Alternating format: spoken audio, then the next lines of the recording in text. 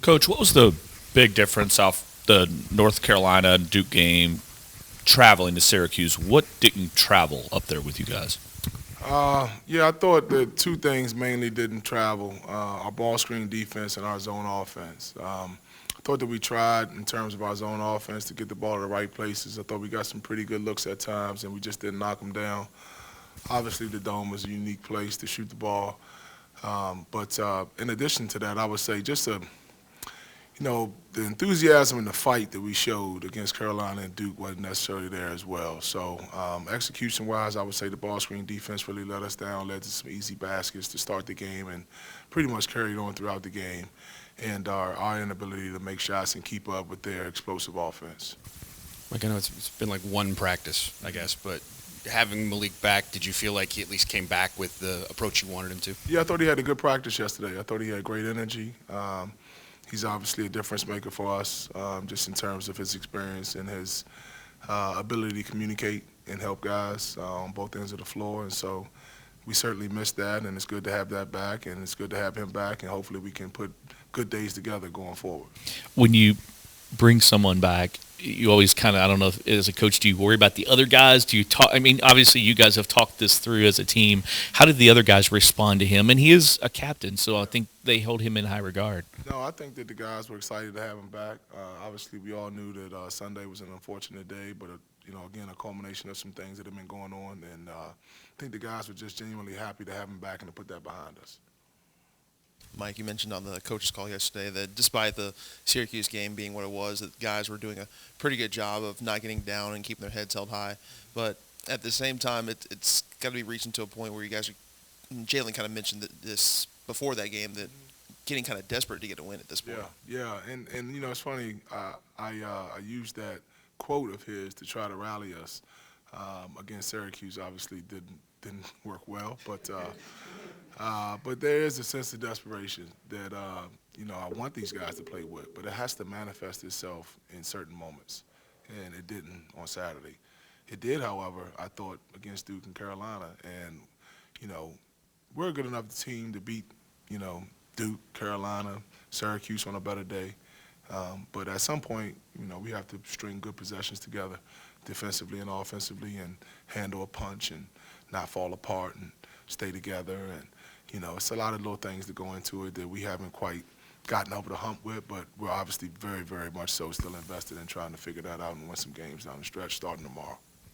Mike, the second half against Notre Dame, the first time you guys played them, they made a lot of shots, but they were wide open when they took those shots. What's the biggest thing that has to change from that game to this one? Yeah, obviously we got to be able to guard the three-point line. We can't give Dane Goodwin, Nate Lashevsky, Prentice Hub, the whole team, open threes.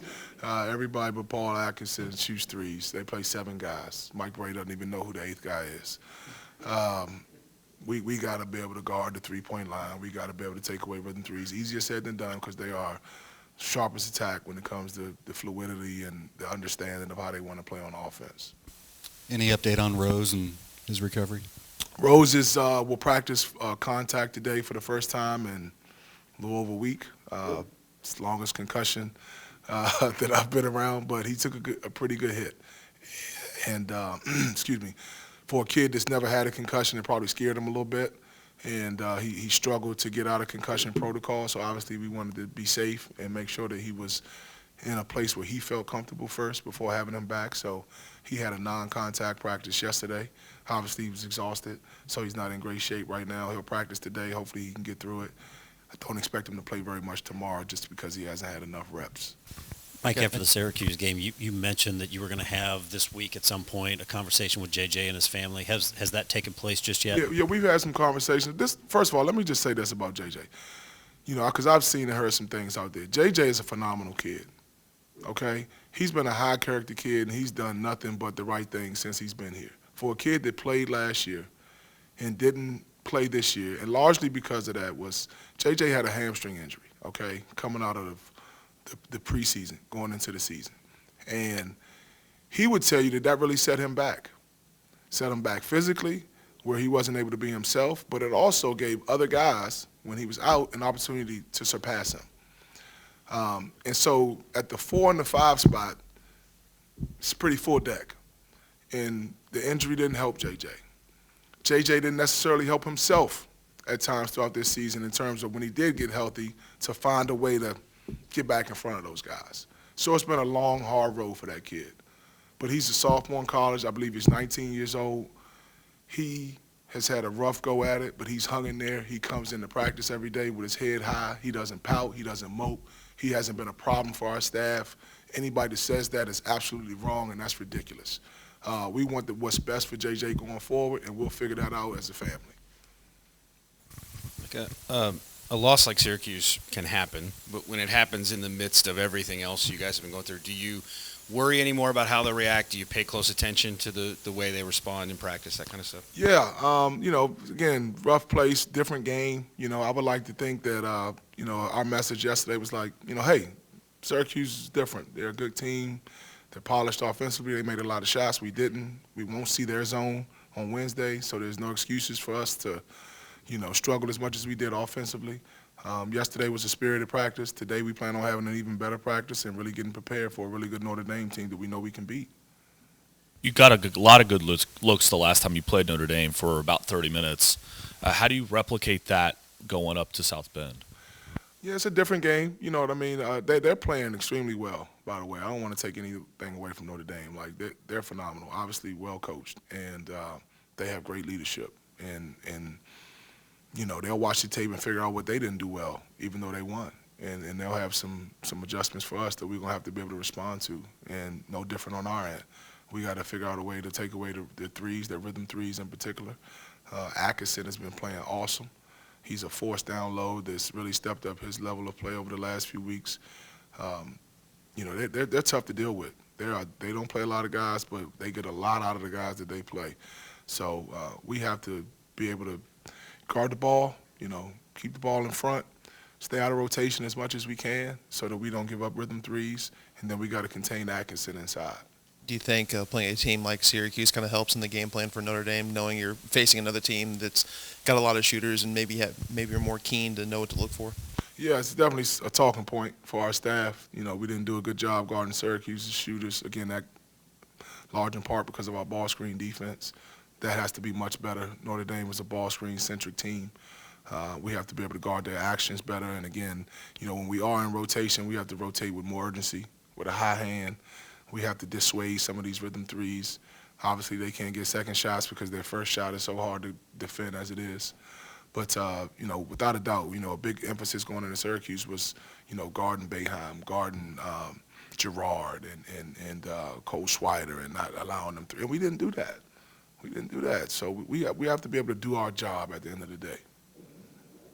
I've had NBA players say the hardest thing to do in basketball, in their mind, is close hard, but also not leave yourself vulnerable to the drive.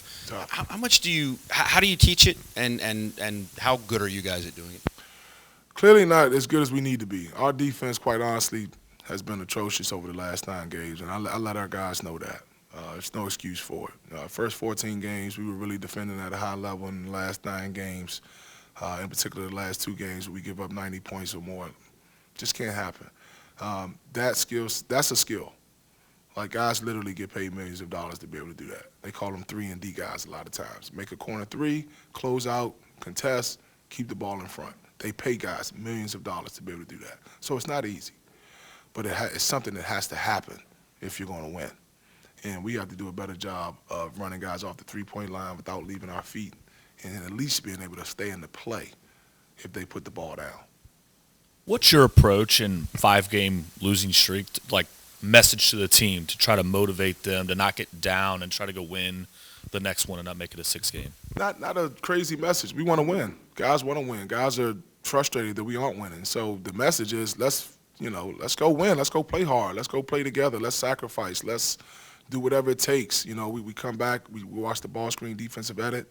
There was, unfortunately not a lot of good clips in there, not any, in fact. And your hope is that you learn from it and you figure out, you get a better understanding of what went wrong and how we needed to take away that action. And we've done the same thing to start yesterday. We'll do it again today in practice and in film this evening. And at that point, once you understand the game plan, again, the job then becomes we have to be accountable to what it is that we're trying to do. And guys, when you do mess it up, we got to fix it. We can't continue to have, it can't become a snowball effect, right? Where guys are just continuously making the same mistake over and over again. And then it's my job as the head coach and our staff's job to identify the guys that can't get the job done, and they got to watch until they can figure it out. Anything else? Great. Thanks, Coach. Okay, thank you.